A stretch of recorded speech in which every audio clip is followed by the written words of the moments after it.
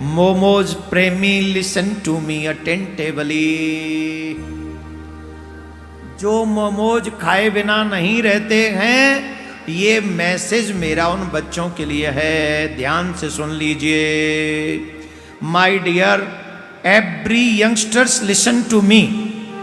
आपने देखा होगा शाम के समय 4-5 बजे 6 बजे आपको प्रत्येक मेट्रो सिटी में या छोटे छोटे शहरों में भी वो ठेले वाले मिलेंगे, दुकानों पे वो वाइट वाइट से लड्डू मिलेंगे जिसमें मैदा से भरा पड़ा है, वो और कुछ नहीं है। तमाम बच्चे बच्चियां वो मोमोज खा रहे हैं, लाल चटनी के संग खाते हैं। लाल चटनी होती है बहुत तीखी। किसी भी शहर में चले जाओ, लाइन लगी पड़ी है, लाइन लगी पड़ी है। बिना ये जाने इसका इफेक्ट क्या होगा, रात दिन उसी को खाने में लगे हुए हैं, बिना जाने पहचाने। मैं सुनाता हूं आपको। मैदा से नहीं, ये मैदा से बनते, गेहूं से नहीं बनते।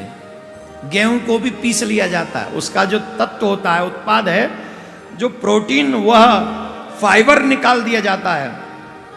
एक तरीके से उसे मृत कर दिया जाता है। चावल के बाद जो निकलता है ना पानी, क्या बोलते हैं उसे, हमारे यहां माड़ बोलते हैं, समझते हैं उसे? अंग्रेजी में उसे माड़ नहीं बोलते, स्ट्रेच बोलते हैं। यही बोलते हैं ना अंग्रेजी में? हाँ, स्टार्च बोलते शायद, जो भी बोलते हो। अब अंग्रेजी तो अंग्रेजी वाले जाने, हमारे यहां उसे माड़ कहते, वो माड़ शेष रह जाता है। और उसे अधिक चमकाने के लिए बेजोयल पराक्साइड मिला दिया जाता है। अब आप सोच रहे होंगे ये पराक्साइड क्या है? ये एक रासायनिक है जिसे ब्लीचर कहते हैं। और ब्लीच माताएं बहन अच्छे से जानती हैं कि ब्लीच किसको कहते हैं। जिससे आप अपने चेहरे को ब्यूटी पार्लर में जाके थोड़ा काले से सफेद करवाने का प्रयास करती हूँ, ये अलग बात है, होता नहीं है, होगा तो वैसे जैसा है, पर ट्राई करते हैं। वही ब्लीच, ध्यान से सुनना, ये आपके बच्चों के भविष्य का सवाल है, मुझे यहां से बोलने की जरूरत नहीं होती। Every country needs physically fit and mentally alert young man,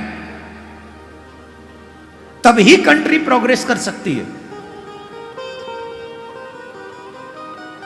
आपका घर भी तभी प्रोग्रेस करेगा जब आपका बच्चा मेंटली अलर्ट रहेगा, शारीरिक तौर पे फिट रहेगा। मुझे जरूरत नहीं थी ये बात बोलने की, लेकिन मैं चाहता हूं आपके घर में ये हो रहा है तो आप बचिए इससे।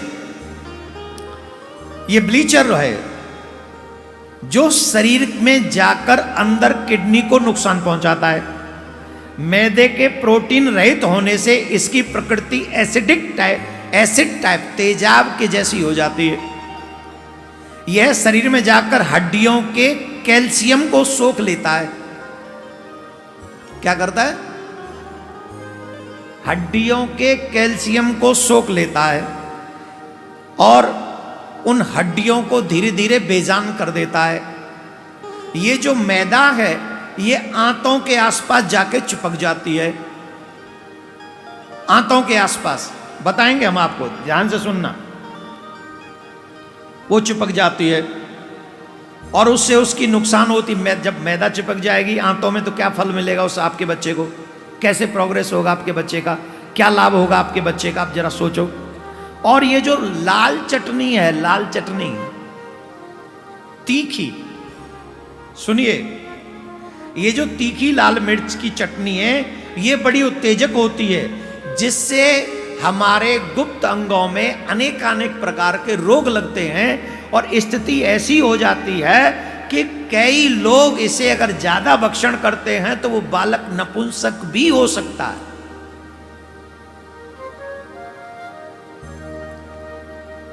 वो बालक नपुंसक भी हो सकता है।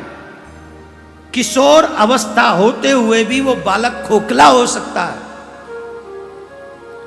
इसमें ऐसी केमिकलों को मिलाया जाता है जो बच्चों के दिमाग में दिमाग में चले जाते हैं, जिससे बच्चों का मन बार बार, अब ऐसे केमिकल होते हैं कि जो बच्चों को बार बार प्रेरित करता, और खाओ और खाओ। और आप देखिए मोमोज खाने वाले बच्चों को आप कितना भी ज्ञान दो, रोकोगे तो वो रुकना नहीं चाहेगा, मन को अट्रैक्ट करता है, वो बार बार उसे खाने के लिए तरसता है। केमिकल बच्चियों में भी बांझपन उत्पन्न कर सकता है। मोमोज के जो केमिकल्स उसमें डाले जाते हैं, उन बच्चियों को भी वो बांझ कर सकते, वो मां नहीं बन पाएंगी। कई ऐसी हैं जो मां न बन पाए, जिसे खाने वालों को भनक भी नहीं लगती है कि हम आगे अपनी परेशानी कौन कौन सी इन्विटेशन कर रहे हैं। आपकी आंतों में जाकर ये चिपक जाती है और आंतों का सत्यानाश हो जाता है, जिससे बच्चों में नया खून बनना बंद हो जाता है, शरीर का विकास रुक जाता है। जीव के स्वाद में आकर हम अपने स्वास्थ्य से और अपने बच्चों के स्वास्थ्य से खिलवाड़ कर रहे हैं। तो मेरा निवेदन है, जो चाहते हैं कि हमारे बच्चों का स्वास्थ्य खराब ना हो, आज से ही तुरंत सुनने के बाद सबसे पहला कदम ये उठाएं कि आप अपने बच्चों से कहें कि आज के बाद मोमोज नहीं खाएंगे, बाकी कुछ भी अच्छी चीज़ें खाओ। मैदा से, वैसे मेरा आइडिया है, मैदा से बनी हुई चीज़ें कम खाएंगे, ज़्यादा सुखी रहेंगे।